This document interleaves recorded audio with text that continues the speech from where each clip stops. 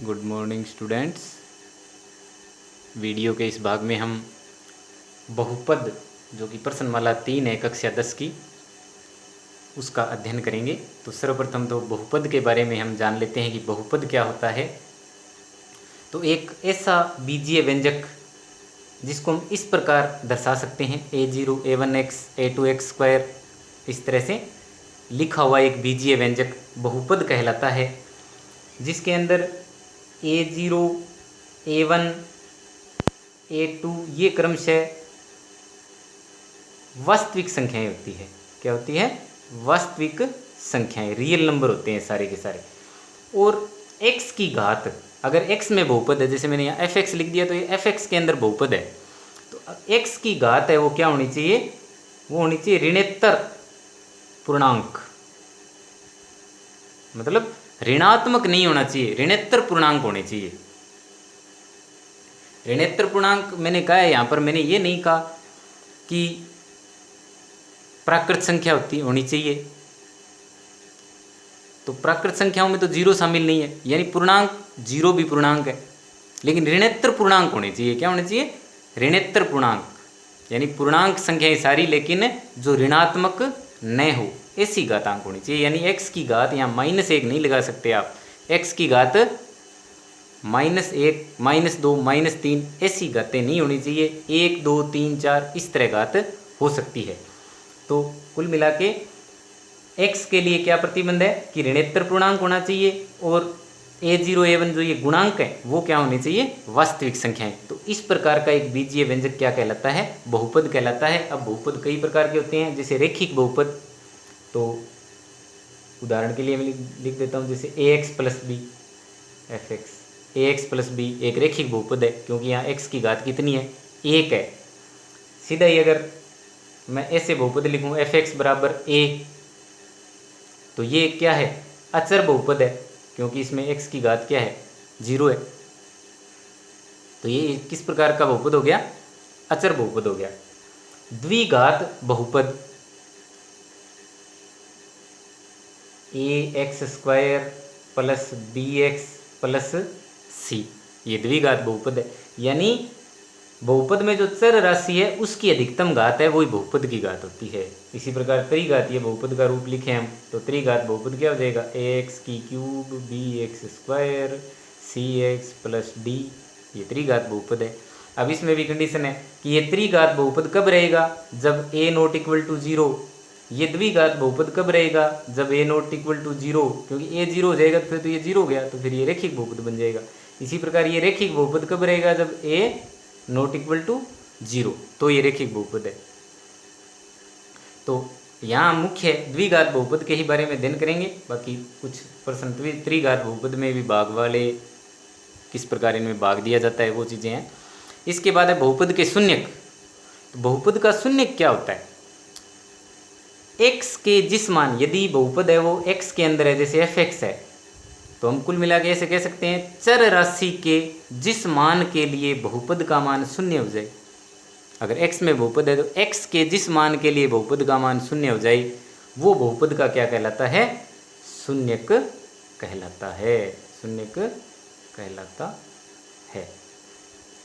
अब बहुपद, हम एक द्विघात बहुपद के बारे में बात करते हैं, ax² + bx + c। इसके बहुपद के शून्यकों और उसके गुणांकों में संबंध भी हमें पता होना चाहिए। तो बहुपद के शून्यकों और उसके गुणांकों में क्या संबंध होता है? fx, ये हमें बहुपद दिया हुआ है, तो शून्यकों जितनी घात का बहुपद है उसके उतने ही शून्यक होंगे। तो ये x घात का 2 घात का बहुपद है, तो इसके कितने शून्यक हुए? 2 शून्यक हुए। तो शून्यकों का योग है वो किसके बराबर होता है? -b/a, या हम कह सकते हैं -x का गुणांक बटे में x² का गुणांक। शून्यकों का गुणा, शून्यकों का गुणा किसके बराबर होता है?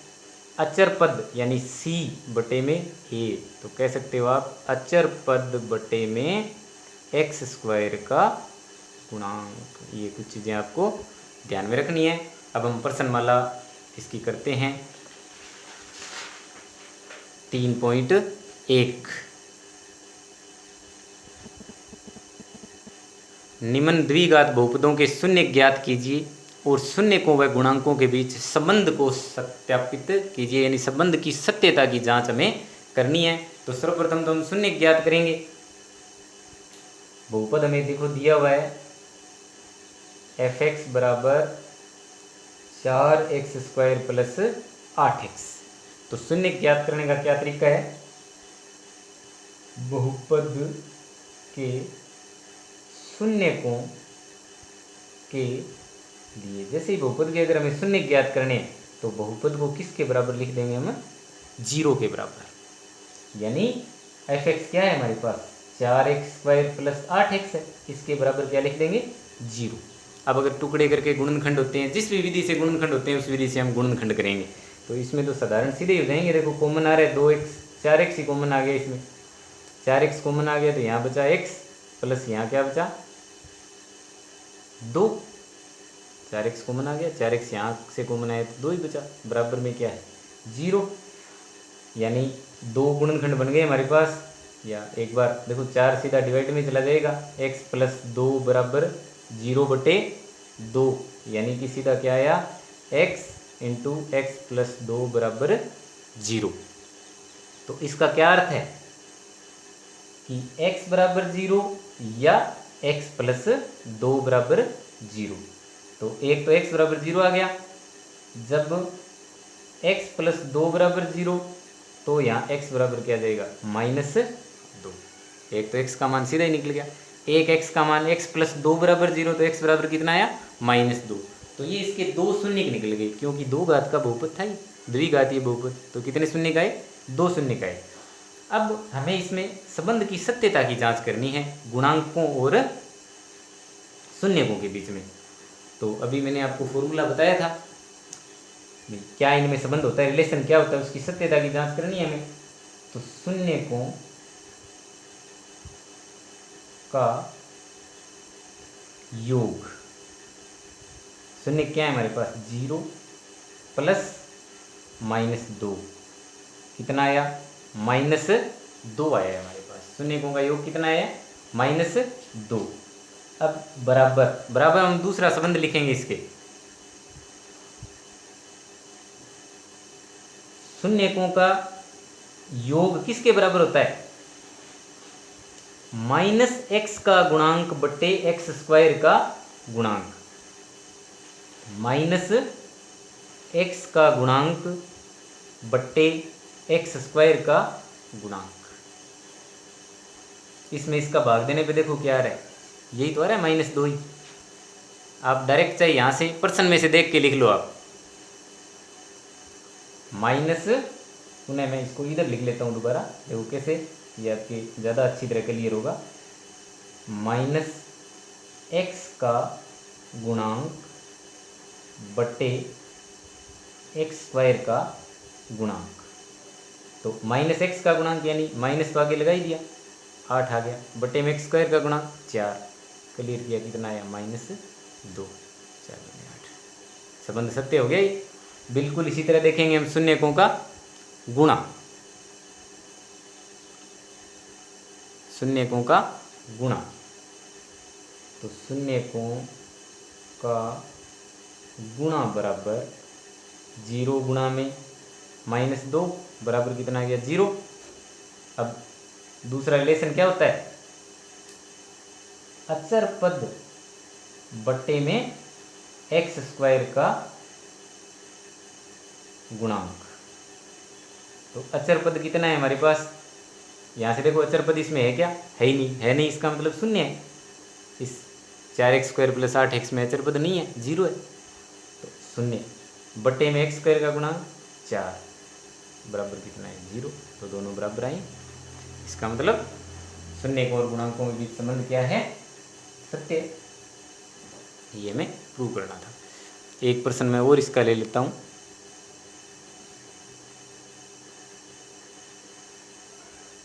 (6x² - x - 2). तीसरा प्रश्न है ये पहले का। 6x² - x - 2। तो सबसे पहले शून्यकों के लिए क्या करेंगे हम, शून्यकों के लिए जो f(x) हमें दिया हुआ है इसको f(x) बराबर मान लेंगे। शून्यकों के लिए f(x) बराबर 0, f(x) बराबर 0। तो 6x² minus x minus 2 is equal to 0। अब ये टुकड़े बना के इसके गुणनखंड कर सकते हैं। 6x² माइनस, ये देखो 6 दूनी 12, यानी गुणा करने पर 12 आना चाहिए। इस माइनस x के ऐसे दो टुकड़े करने हैं, तो मैं इसको लिख लेता हूँ -4x प्लस 3x, 4 3 12, -4 में से 3x जाएगा तो -x, ये -2 इक्वल टू 0। दोनों में क्या कॉमन आ रहा है, 2x कॉमन आ रहा है, तो 3x माइनस 2 और प्लस 1, 3x माइनस 2 बराबर 0। 2x प्लस 1 और 3x minus 2, 3x minus 2 common आ गया, बचा गया 2x प्लस 1। तो यहाँ क्या आ गया हमारे पास, जब 2x प्लस 1 बराबर 0 तो 2x बराबर आ गया -1, इम्प्लाइज माइनस x बराबर क्या देगा, x बराबर -1/2। और दूसरी कंडीशन, जब 3x माइनस 2 बराबर 0 तो x बराबर क्या देगा, देखो 3x बराबर आएगा 2, 3x बराबर 2 तो x बराबर 2/3, 3 भाग में आ गया सीधा। तो शून्य का हमारे पास क्या आ गई, -1/2 और 2/3। अब आगे वही तरीका, सबसे पहले हमें देखना है शून्यकों का योग। शून्यकों का योग, तो शून्य का है हमारे पास -1/2 प्लस 2/3। लघुत्तम ले लोगे, कितना लघुत्तम आ गया, 6 लघुत्तम आ गया। 2 तिये 6, 3 एकम 3, 3 दूनी 6, 2 दूनी 4, कितना देगा 1/6। शून्यकों का योग कितना है, 1/6। अब शून्यकों का योग बराबर किसके होता है, ये चेक करना है हमें, तो बराबर इसके होना चाहिए, x का गुणांक बटे x² का गुणांक। x का गुणांक कितना है प्रश्न के अंदर, -1, यहाँ से देख लो -1, x का गुणांक -1 है, बटे में x² का गुणांक कितना है 6, और फॉर्मूले में आगे -x का गुणांक बटे x² का गुणांक, ये होना चाहिए, कितना है 1/6, दोनों बराबर आ रहे हैं। सेम वैसे हम देखेंगे शून्यकों का गुणा, शून्यकों का गुणा, तो शून्यकों का गुणा -1/2 गुणा 2/3, कितना आया -1/3, होता किसके बराबर है, अचर पद, इसके बराबर होना चाहिए, अचर पद बटे x² का गुणांक। अचर पद कितना है -2, x² का गुणांक कितना है 6, -1/3। तो इसका मतलब शून्यकों व गुणांकों के बीच संबंध क्या है, सत्य है। इसमें हमने शून्यकों और गुणांकों के बीच में संबंध स्थापित करना भी सीखा है, भाई संबंध सत्य है या नहीं है, और शून्य निकालने भी सीखे हैं। अब अगर हमें शून्य दिए हों तो हम बहुपद कैसे ज्ञात कर सकते हैं, तो इसमें हमें शून्यकों का गुणा और शून्यकों का योग दिया होता है और हमें बहुपद ज्ञात करना होता है। तो ये प्रश्न नंबर 2 है आपकी प्रश्नमाला का, कि द्विघात बहुपद ज्ञात करना है जिसमें शून्यकों का योग हमें दिया और शून्यकों का गुणनफल हमें दिया हुआ है। तो द्विघात बहुपद के लिए आपको सीधा एक फॉर्मूला याद होना चाहिए, द्विघात बहुपद बराबर किसके होता है, x² माइनस शून्यकों का योग गुणा x प्लस शून्यकों का गुणा। इस एक फॉर्मूले से आप, अगर आपको शून्यकों का गुणा और शून्यकों का योग दिया हुआ है तो बहुपद स्थापित कर सकते हो आसानी से, कोई भी बहुपद आप ज्ञात कर सकते हो। तो जैसे इसी प्रश्न में हमें शून्यकों का योग तो दिया हुआ है -3 और शून्यकों का गुणा दिया हुआ है 2, तो सीधा सीधा फॉर्मूले में मान रखेंगे द्विघात बहुपद बराबर, द्विघात बहुपद को कोई fx, क्योंकि x में बहुपद है तो fx लिख लेंगे, x²। ऐसे कैसे, माइनस शून्यकों का योग कितना है -3 और गुणा में x, प्लस शून्यकों का गुणा कितना है 2, तो x²। अब माइनस माइनस कितने हो गए, 2 माइनस हो गए तो प्लस हो गया, तो प्लस 3x और प्लस में 2। ये अभिष्ट बहुपद है जो हमें ज्ञात करना था। और प्रश्न लेते हैं इसका एक, जिसमें हमें शून्यकों का योग दिया हुआ है -1/4 और गुणा दिया हुआ है 1/4 और बहुपद हमें ज्ञात करना है। तो बहुपद px, सीधा फॉर्मूला लिखेंगे, बराबर x² माइनस शून्यकों का योग गुणा x प्लस शून्यकों का गुणा या गुणनफल। तो x² ऐसे कैसे, माइनस शून्यकों का योग कितना है -1/4 है, प्लस शून्यकों का गुणा 1/4, तो ये आ गया x², ये माइनस माइनस क्या बन गया प्लस 1/4x प्लस 1/4। अब देखो px बराबर ये आ गया हमारे पास बहुपद। बहुपद को इस रूप में नहीं रखना हमें कभी भी, बहुपद में ये गुणांक है वो यहाँ पर बटे में नहीं होना चाहिए, बहुपद का ये मानक रूप नहीं है, तो बहुपद को हमें स्टैंडर्ड रूप के अंदर लिखना है। x² प्लस, अब देखो इसके अंदर पूरे का मैं लघुत्तम लेता हूँ, कितना आ जाएगा 4 लघुत्तम आ जाएगा, क्या देगा 4 लघुत्तम आ जाएगा।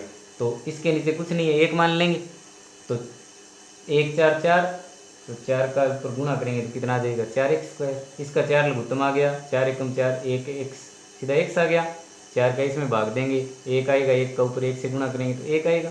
ये बन गया हमारे पास। अब इसको मैं लिख सकता हूँ fx बराबर, fx या px कुछ भी लिख लो, पोलिनोमियल है तो px भी लिख सकते हो, fx लिख सकते हो, फंक्शन कोई भी लिख सकते हो। तो ये आ गया हमारे पास 1/4 4x² प्लस x प्लस 1।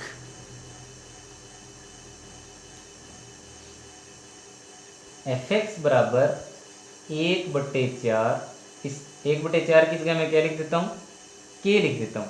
क्या लिख दिया मैंने, k।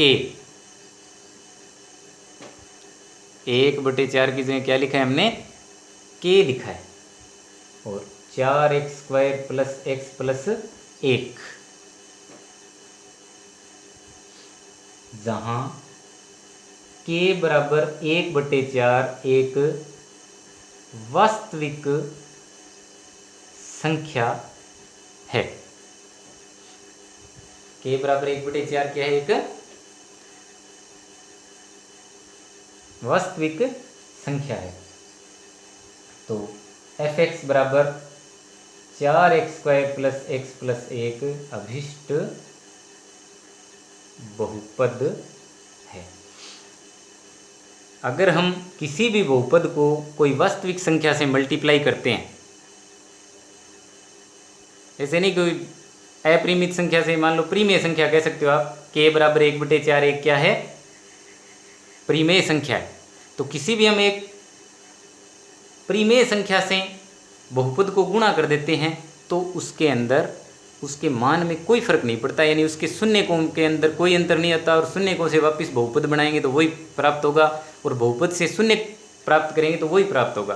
तो इस प्रकार आपको बहुपद का मानक रूप ये लिखना है, गुणा में इस तरह से कोई भी आ जाए उसको आप छोड़ दोगे सीधा। तो इस प्रकार कोई भी आपके गुणा में गुणांक आए तो उसको आप k बराबर एक वास्तविक संख्या, एक रियल नंबर लिखकर छोड़ देंगे, अंदर का केवल बहुपद ही हमें लिखना है, और वही आपका आंसर होगा जब आपको शून्यकों का योग और गुणनफल दिया हो। अब हम इसका एक अंतिम प्रश्न माला का 3 नंबर प्रश्न है, जो महत्वपूर्ण प्रश्न है ये भी, ये हल करते हैं। यदि द्विघात बहुपद f(x) बराबर x² minus 8x plus k के शून्यकों के वर्गों का योग 40 है तो k का मान ज्ञात कीजिए। k अज्ञात राशि एक दी हुई है, वो हमें ज्ञात करनी है। देखो बहुपद हमें दिया हुआ है f(x) बराबर x² minus 8x plus k, और शून्य किसके हम मान लेते हैं, मानना इसके शून्य, बहुपद के शून्य का वो क्या है, अल्फा व बीटा है, अल्फा व बीटा है। तो शून्यकों का योग, शून्यकों का योग यानी अल्फा प्लस बीटा किसके बराबर होगा, शून्यकों का योग क्या होता है, माइनस x का गुणांक -8 है बटे में अचर पद, अचर पद कितना है 1, यानी अल्फा प्लस बीटा बराबर क्या आ गया हमारे पास 8 आ गया। इसी प्रकार शून्यकों का गुणा, शून्यकों का गुणा, शून्य का गुणा क्या होगा, अल्फा गुणा बीटा k बटे 1, ये आ गया। अब प्रश्नानुसार हमें क्या दिया हुआ है, प्रश्नानुसार शून्यकों के वर्गों का योग यानी अल्फा का स्क्वायर प्लस बीटा का स्क्वायर है वो किसके बराबर है, 40 के बराबर है। तो ये 3 संबंध हमारे पास आ गए भी, अल्फा प्लस बीटा बराबर 8 है, अल्फा बीटा बराबर k है, alpha square plus beta square बराबर 40 है।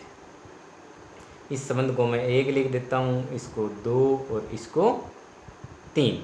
अब पुनः 1 से लिखेंगे, 1 से, एक हमारे पास क्या है, अल्फा प्लस बीटा बराबर 8,